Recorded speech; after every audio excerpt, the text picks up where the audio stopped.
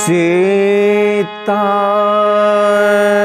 राम चरित ते पावन,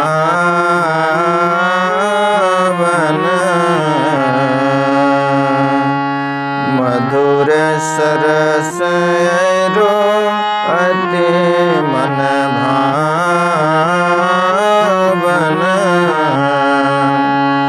पुनि पुनि केतन सुने सुनाए,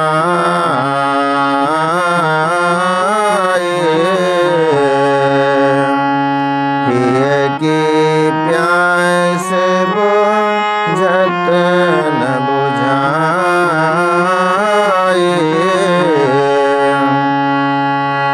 भारत प्रिय रामचंद्र के जय, उमापति महादेव के जय, पवन सुत हनुमान के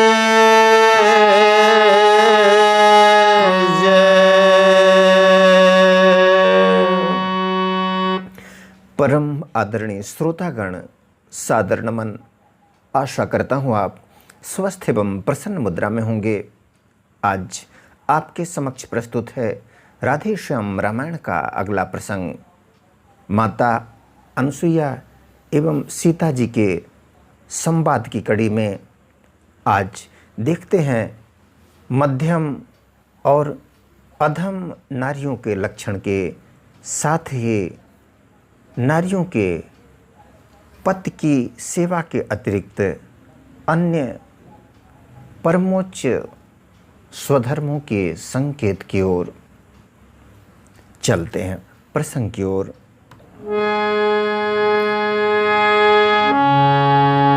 औरों की देखा देखी तो औरों की देखा देखी जो मर्यादा पाले रहती हैं, लज्जा भय और परिस्थिति बस निज धर्म संभाले रहती हैं। मध्यम लक्षण के नारी की ओर संकेत करते हुए माता अनसुईया कहती हैं, ऐसी नारी जो देखा देखी अपनी मर्यादा का पालन किए रहती है, लज्जा भय और परिस्थिति बस स्वधर्म के पालन में तत्पर रहती है।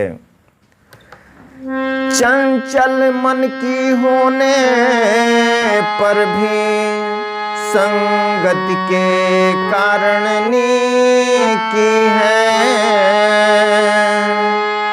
ऐसे आचरणों की नारी जग में मध्यम श्रेणी की है। मन में चंचलता होने पर भी संगति के कारण, सत्संग के कारण, अच्छा साथ मिल जाने के कारण अपने आचरणों को, सदाचरण को संभाले रहती हैं। ऐसी नारियां मध्यम श्रेणी के अंतर्गत आती हैं।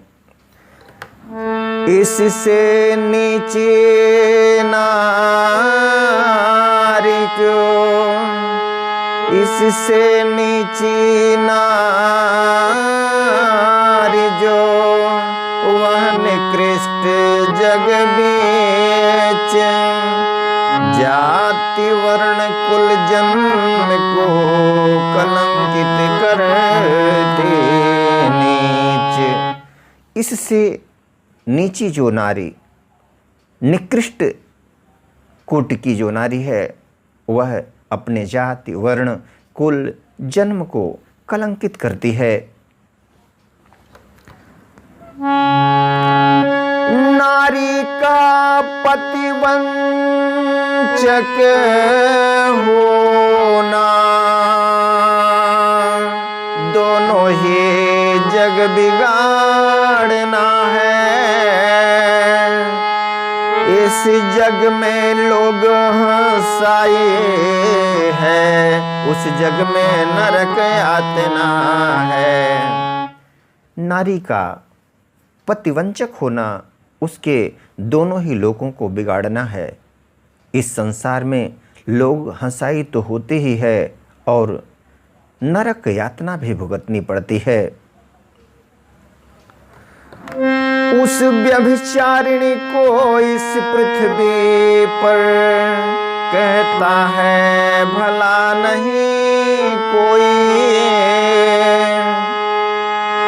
पर लोकों में भी ऐसी को करता है क्षमा नहीं कोई।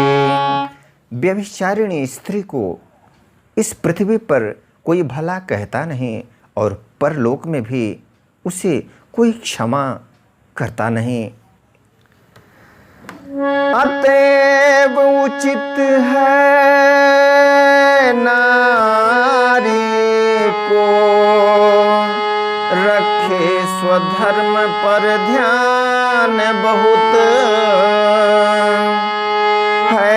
स्वधर्म तो धन धाम बहुत, ऐश्वर्य बहुत, संताप बहुत। इसलिए उचित यही होगा कि स्वधर्म पालन पर ध्यान दिया जाए, और यदि स्वधर्म पालन हुआ तो धन धाम ऐश्वर्य सब कुछ मिलेगा। पति की सेवा ही नहीं है पत्नी का कर्म,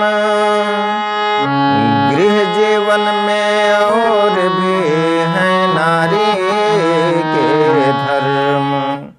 पति की सेवा ही पत्नी का कर्म नहीं है, गृह जीवन में तो और भी नारी के बहुत से धर्म हैं। गौरी शंकर की तरह सदा जब श्वास ससुर की सेवा हो, तब गणनायक के भांति सफल पति प्राणेश्वर की पूजा हो।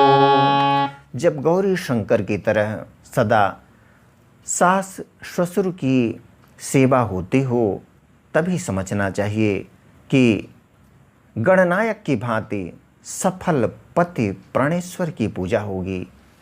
अर्थात पति प्राणेश्वर की पूजा को सफल करने के लिए आवश्यक है गौरी शंकर की तरह सास ससुर का भी मान सम्मान हो। घर में जो भी हो पति भगनी, देवरानी हो जेठानी हो, उन सबकी दासी बन जाए तो नारी घर की रानी हो। घर में भी पतिदेव की बहन, अपनी देवरानी, जेठानी सबके प्रति सहयोग सेवा का यदि भाव हो तो ऐसी नारी तो सच्चे अर्थों में घर की रानी होती है। बाहर से आया हुआ नाज घर में ही दला जाए, जब घर ही में सूत काट कर फिर घर में ही बुना जाएगा जब। कब यहाँ पर उस समय की बात करता है जब महत्व हुआ करता था, घर का अनाज घर में दला जाता था, घर में ही चक्की, बाहर की ऐसी कोई सुविधा नहीं थी जिससे आटा बनाया जा सके, दाल दलवाई जा सके। उस समय यह बहुत बड़ा धर्म हुआ करता था। मातृशक्ति ही दलना और ये पीसने का काम किया करती थी, सूत की कताई भी। इसलिए कवि ने इशारा किया है इन धर्मों की ओर। घर ही का काम और धंधा, जब व्रत हो अष्ट प्रहर उसका, अब घर वाली गृह लक्ष्मी है, वैकुंठ सदृश है घर उसका। घर ही का काम हम देखते हैं। यदि घर रहने लायक होता है तो वास्तव में वहाँ छिपी होती है तपस्या मातृशक्ति की, और उनकी इस त्याग तपस्या अष्ट प्रहर गृहस्थी को संभाले रखने का जो व्रत है, उनका अनुष्ठान है, उसकी कल्पना, उसका मूल्य शब्दों से नहीं चुकाया जा सकता। यदि घर में मातृशक्ति इस तरह के त्याग तपस्या का परिचय देती हैं, सेवा भाव रखती हैं, घर प्रफुल्लित रहता है, तो लोगों की दुआएं मिलती हैं, आशीर्वाद मिलता है, और वे साक्षात गृह लक्ष्मी होती हैं और उनका घर साक्षात वैकुंठ सदृश हो जाता है। एक और भी मुख्य है नारी जाति का कर्म, बच्चों का पालन सदा समझे पहला धर्म। और नारी जाति के एक और कर्म की ओर इशारा हुआ है, बच्चों का पालन। वास्तव में प्रकृति प्रदत्त यह धर्म, यह वात्सल्य माता का कहने की बात नहीं होती है। उन्हीं की वजह से तो एक बच्चा संसार में अपनी पहचान बनाता है।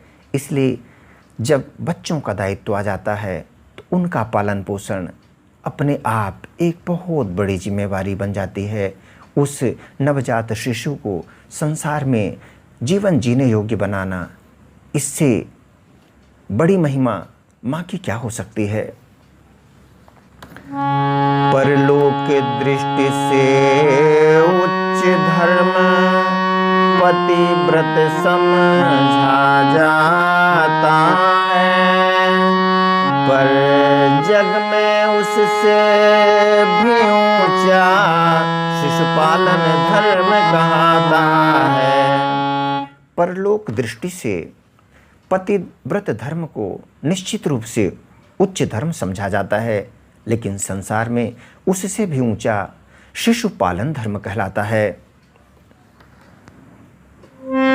कारण नारी से विश्व सदा उत्तम संतान चाहता है,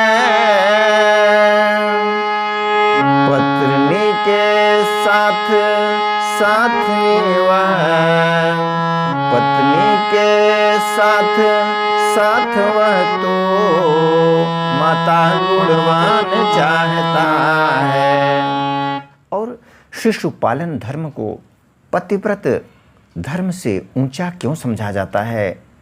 कारण यह है कि विश्व सदा उत्तम संतान चाहता है। पत्नी के साथ साथ वह एक गुणवान माता की भी आकांक्षा रखता है। संतान हेतु ही होती है भूतल पर सृष्टि नारियों की, है प्रकृति पापिनी पड़े नहीं जो इस पर दृष्टि नारियों की। इस सृष्टि पर संसार को अनमोल उपहार संतान के रूप में देने वाली वे देवी स्वरूप नारियां ही हैं। ऐसी यदि इस दृष्टि पर नारी की एक महत्वपूर्ण दृष्टि, महत्वपूर्ण भाव यदि इसकी ओर नहीं जाता तो है प्रकृति पापिनी पड़े नहीं जो इस पर दृष्टि नारियों की। यह कितना अनमोल धर्म है, कितनी अनमोल भूमिका है नारी शक्ति की। अतएव धर्म है नारी का, नारी उत्तर संतति पालन समझे,